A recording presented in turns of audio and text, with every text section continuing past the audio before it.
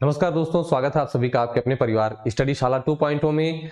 और आज की वीडियो में दोस्तों हम लोग बात करने वाले हैं कि जो अभी एक न्यूज चल रही है ना कि शिक्षकों के प्रमोशन पर रोक लग गई है और उस वजह से अब पद जो है खाली हो जाएंगे। शिक्षक भर्ती जूनियर की आने वाली है, तमाम सारे पदों की बात हो रही है कि 41,000 पद या उससे ज्यादा पदों पर भर्ती आ जाएगी।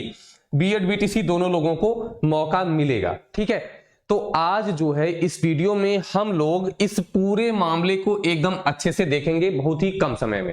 ठीक है, तो उम्मीद करते हैं कि आप लोग जो है एकदम स्वस्थ होंगे, मस्त होंगे, ठंड से बचा के रहिएगा ताकि आपकी पढ़ाई अच्छे से हो पाए। रजाई में बैठिए बढ़िया और पढ़ाई अपनी जारी रखिए। ठीक है, बाकी 5 मिनट का समय दीजिए जिससे आपका जो भ्रम है या कह सकते हैं कि जो आपको बार बार देखना पड़ रहा है हर चीजों को जाकर के इधर उधर, वो समस्या आपकी एकदम समाप्त हो जाएगी। ठीक है, तो आइए हम लोग एक बार शुरू से इस पूरे मामले को समझते हैं। देखिए, बात यह आती है कि शिक्षकों के प्रमोशन पर रोक क्यों लगी है, ये सभी लोगों को नहीं जानकारी होगी, तो मैं एक बार अच्छे से समझाता हूं कि रोक क्यों लगी है और इसका क्या प्रभाव आगे पड़ने वाला है। ठीक है, देखिए, रोक लगने के 3 कारण है। कितने कारण? 3 कारण है, एक एक को समझिए। देखिए, सबसे पहली चीज तो ये है कि प्रमोशन में यूपी टेट जो है सर्टिफिकेट उसका अनिवार्य होना चाहिए, जो कि नहीं है। ठीक है, और दूसरा रीजन ये है 12,460 की शिक्षक भर्ती जो रुकी हुई थी, जो चीजें उसमें नहीं हो पाई थी उसके बारे में है। ठीक है, और तीसरा रीजन है कि जो म्यूचुअल ट्रांसफर होने हैं, मतलब कि पारस्परिक स्थानांतरण होने हैं, तीसरा रीजन जो है ये होने वाला है। ठीक है, तो आइए एक एक रीजन को हम लोग फटाफट से समझते हैं ताकि आपके दिमाग में ना एक स्टेप बन जाएगा कि ये चीजें ऐसी क्यों हैं और इसका प्रभाव आगे क्या देखने को हमको मिलेगा। देखिए, लाइटिंग की थोड़ी समस्या है क्योंकि लाइट यहाँ पे नहीं आ रही है, बड़ी मुश्किल से यही वीडियो रिकॉर्ड की जा रही है। चलिए देखते हैं। यूपी टेट प्रमाण पत्र, जैसे प्रमोशन के लिए शिक्षकों का कहना यह है कि यूपी टेट का प्रमाण पत्र जो है जरूरी होना चाहिए। जैसे जो बेसिक 1 से 5 के अध्यापक हैं इनके लिए प्राइमरी का, क्योंकि ये प्रमोट होके क्या बनेंगे, प्राइमरी में प्रिंसिपल बनते हैं। जो सहायक अध्यापक होते हैं वो प्रमोट होके प्राथमिक में क्या बनते हैं, प्रिंसिपल बनते हैं। और जो प्रिंसिपल होते हैं प्राथमिक के, वो प्रमोट होके जाकर के जूनियर में सहायक अध्यापक बनते हैं, जूनियर में सहायक अध्यापक हो जाते हैं। ठीक है, तो बात यह है कि अगर ये प्रमोट होंगे तो इनके पास क्या योग्यता होनी चाहिए, तो जिनके पास टीईटी का प्रमाण पत्र है उनका कहना यह है कि सबके लिए यूपी टेट अनिवार्य होना चाहिए। जो प्राथमिक में हेड बनेंगे उसके लिए प्राथमिक का, और जो जूनियर में सहायक बनेंगे या हेड बनेंगे, जो भी बनेंगे, उनके लिए जूनियर का जो है सर्टिफिकेट होना अनिवार्य है। और अगर वास्तविकता में देखा जाए तो ये होना भी चाहिए। ठीक है, क्योंकि यदि ये जो अभ्यर्थी हमारे हैं उनके लिए ये चीज अनिवार्य है तो ये चीज सबके लिए अनिवार्य होनी चाहिए। ठीक है, चलिए, तो ये एक रीजन है जिसको लेकर के शिक्षक जो है वो कोर्ट में केस कर दिए हैं, जिसकी सुनवाई आज 5 तारीख को थी। अब इसका क्या निर्णय आया है ये हम लोग बाद में देख लेंगे। ठीक है, आगे हम लोग देखते हैं दूसरा रीजन जो कि शासन स्तर पर बताया गया है कि क्या कारण है जिसके लिए ये स्थगित कर दिया गया है, मतलब प्रमोशन को रोका गया है।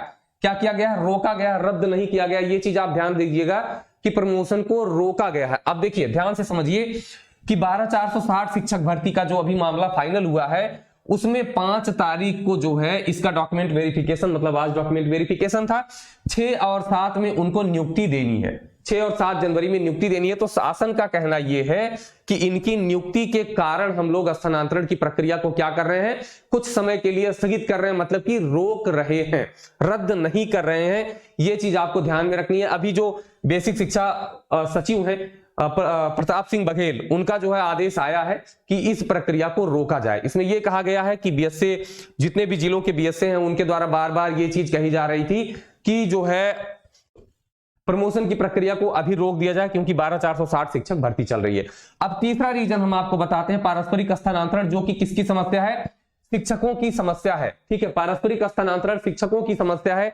इसमें क्या चीज आ रही थी, देखिए, पारस्परिक स्थानांतरण में क्या होगा, ये 11 से 13 जनवरी को प्रस्तावित है कि होगी।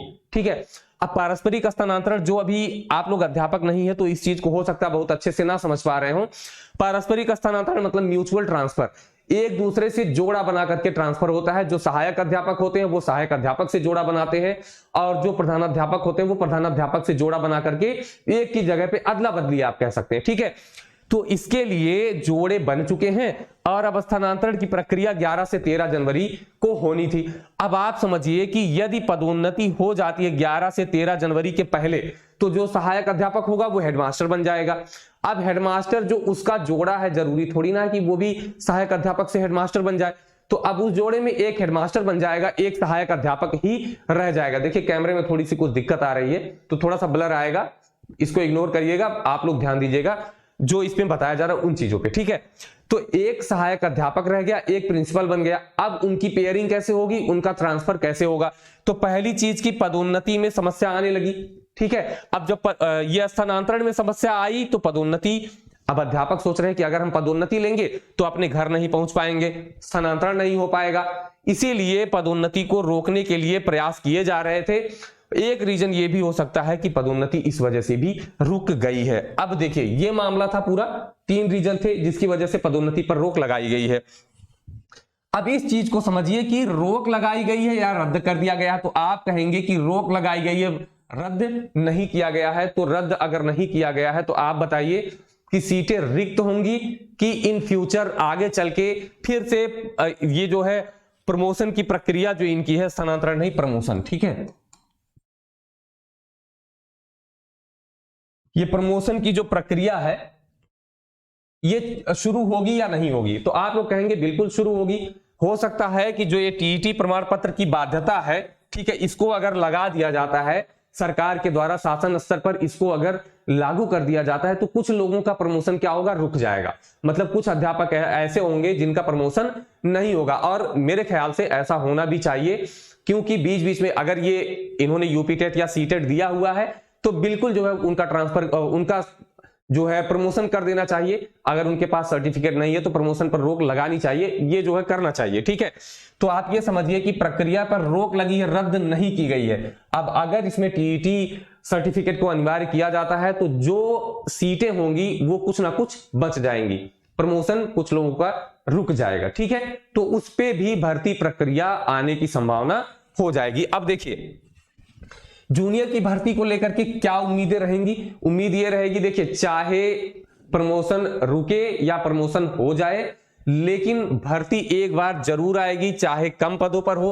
41,000 पद के बारे में तो मैं नहीं कह सकता क्योंकि जूनियर में इतनी बड़ी भर्ती आने की संभावनाएं नहीं है, ठीक है, लेकिन इतना जरूर है कि एक वैकेंसी मिलेगी। वो कितनी होगी ये अभी कोई नहीं बता सकता।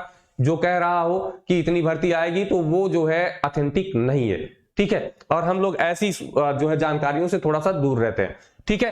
तो जूनियर शिक्षक भर्ती तो आएगी ही, लेकिन क्या है इसमें ये रहेगा कि पदों को कितना करेंगे ये अभी पता नहीं है, ठीक है। अब दूसरी चीज ये है कि जूनियर भर्ती के लिए आपको क्या चाहिए होगा, तो जूनियर का मतलब 6 से 8 का या तो आप यूपी टेट लीजिए, ये अनिवार्य रहेगा, या तो आपके पास सीटेट पेपर 2 होना चाहिए, ठीक है। तो ये अगर आपके पास है तो आप जूनियर शिक्षक भर्ती में दे सकते हैं। कौन देगा?